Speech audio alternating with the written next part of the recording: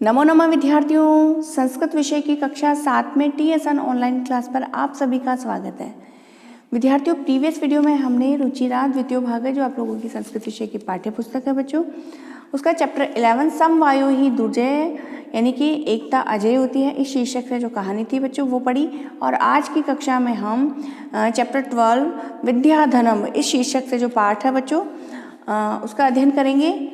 इसमें विद्या रूपी धन की महत्ता यानी कि विद्या की महत्ता बताई गई है बच्चों, ठीक है, और वो भी श्लोकों के माध्यम से बताई गई है, ठीक है। 4 इसमें मुख्यतः श्लोक दिए गए हैं, इसमें विद्या की महत्ता को दर्शाया गया है। तो देखते हैं, हम शुरू करते हैं बच्चों।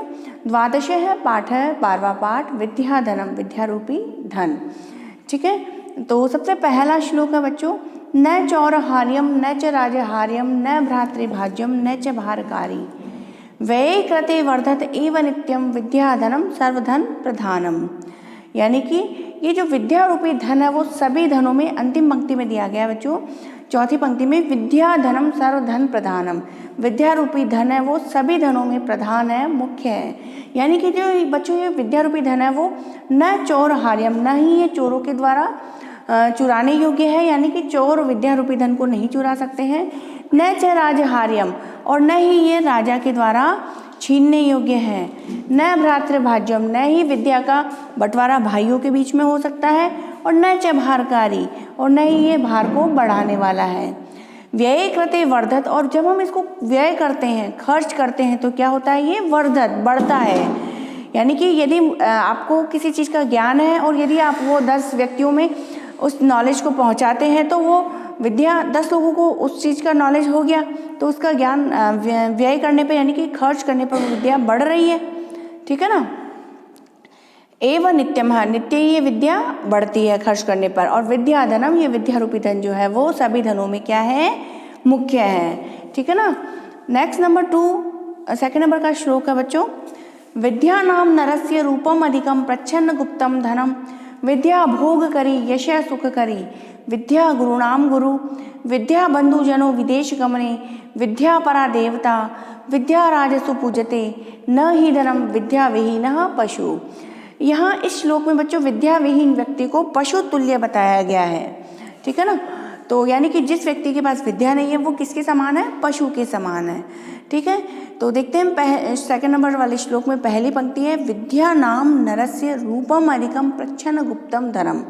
यानी कि विद्या नाम यानी कि विद्या ही मनुष्य का क्या है, वास्तविक रूप है, रूपम अधिकम, यानी कि विद्या ही मनुष्य का वास्तविक रूप है, सौंदर्य है।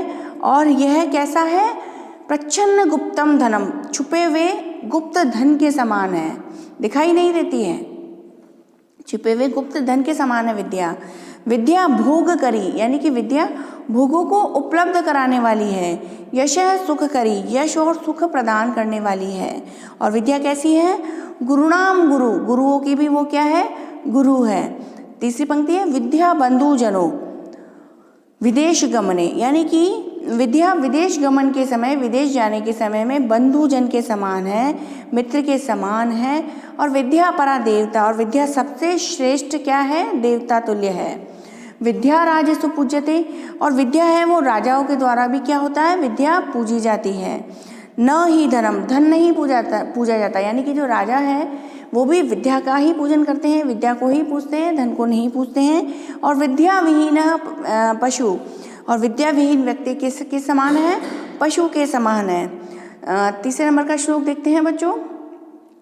तीसरे नंबर का श्लोक है, केयूराः न विभूषयन्ति पुरुषं हारा न चंद्रोज्ज्वला न स्नानम न विलेपनम न कुसुमम न अलंकृता मूर्धजा वाणी का समलंकरोति पुरुषम या संस्कृता धार्यते क्षीयन्ते अखिल भूषणानि सततम वाग्भूषणम भूषणम। यहाँ पर विद्या की महत्ता बताते हुए बताया गया बच्चों कि केयूरा मीन्स बाजूबंद, और न विभूषयन्ति पुरुषम हारा न चंद्रोज्ज्वला, हारा न चंद्रोज्ज्वला, चंद्रोज्ज्वला मीन्स चंद्रमा के समान उज्ज्वल हार। यहाँ पर बताया गया इस श्लोक में बच्चों कि जो व्यक्ति है या मनुष्य है वो बाजूबंद या फिर चंद्रमा के समान उज्ज्वल हार, न स्नानम, ये न ही स्नान करने से, न विलेपनम यानी कि न ही सुगंधित द्रव्य, विलेपनम मीन्स जो सुगंधित द्रव्य उपटन वगैरह लेप वगैरह जो लगाते हैं वो, न कुसुमम न अलंकृता मूर्धजा, न फूल और सजाए हुए बाल आदि मनुष्य को क्या है सुशोभित नहीं करते हैं, मनुष्य की शोभा नहीं बढ़ाते हैं। यानी कि मनुष्य यदि बाजूबंद धारण कर ले या चंद्रमा के समान उज्जवल हार पहन ले या स्नान कर ले या सुगंधित लेप से अपने आप को सुगंधित कर ले या फिर फूलों से सजाई हुई साज सज्जा यानी कि बाल वगैरह सजा करके या चोटी बना करके सुंदर सजाए हुए बालों से वो सुशोभित नहीं होता। बल्कि तीसरी पंक्ति में लिखा है बच्चों कि वाणी का सम्मलन करोति पुरुषम या संस्कृता धार्यते, बल्कि एक संस्कार युक्त धारण की हुई वाणी ही मनुष्य को क्या करती है अलंकृत करती है, यानी कि मनुष्य की शोभा बढ़ाती है। यानी कि संस्कार युक्त व्यक्ति की जो वाणी होती है वही व्यक्ति की शोभा बढ़ाती है, ना कि ये जो बाजूबंद आदि आभूषण चंद्रमा के समान उज्जवल हार ये पहनने से व्यक्ति की शोभा नहीं होती है, लेकिन एक संस्कार युक्त धारण की हुई वाणी ही एक मनुष्य को क्या करती है अलंकृत करती है। अंतिम पंक्ति है बच्चों इसकी तीसरे श्लोक की, क्षीयन्ते अखिल भूषणानि सततम वाग्भूषणम भूषणम, क्षीयन्ते अखिल भूषणानि यानी कि ये सभी जो आभूषण वगैरह हैं ये अन्य सभी आभूषण क्या होते हैं समय के साथ साथ क्या हो जाते हैं क्षीयन्ते यानी कि नष्ट हो जाते हैं। सततम वाग्भूषणम भूषणम, परंतु वाणी रूपी आभूषण जो है वो कभी नष्ट नहीं होता। ठीक है ना, तो यहाँ बच्चों वाणी की ही महत्ता बताई है और संस्कार युक्त मधुर वाणी धारण करना ही एक व्यक्ति में उसकी महत्ता बताने का है कि व्यक्ति उसी से शोभित होता है, सुशोभित होता है एकमात्र वाणी से।